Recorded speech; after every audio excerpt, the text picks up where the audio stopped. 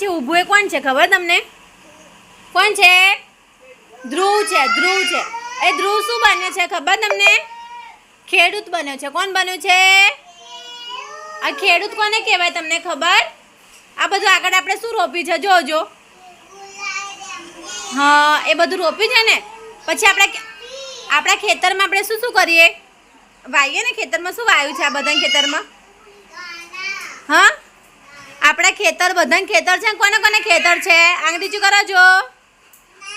હા ખેતરમાં બધું કામ કરે એ કોણ કામ કરે ખબર તમને? મમ્મી જાય, પપ્પા જાય, બધા ખેડૂત જ કહેવાય.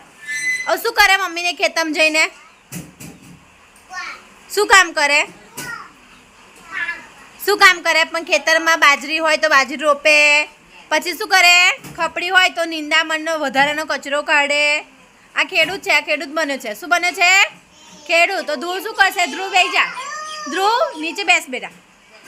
હા એ ખેતરમાં જો આમ કર પેલા એમાંથી જો ના કામનો કચરો બહાર કાઢી નાખશે. પછી શું કરશે? બાજરી સરખી નહીં હોય તો રોપશે. ડાંગર રોપવાનું કામ કરે. પછી છોડ હોય ને તો છોડને પાણી પાય. એ બધું કામ કરે ને. ખેતરમાં બાજરી કાપવાનું ખેડૂતના હાથમાં શું હોય? દાંતરડું હોય. શું હોય? દાંતરડાથી શું કરે? તો બાજરી કાપે, ડાંગર કાપે, તમાકુ હોય તો તમાકુ કાપે ને. હા અને ખેડૂતનો પહેરવેશ કેવો હોય? ધ્રુવ ઊભો થા.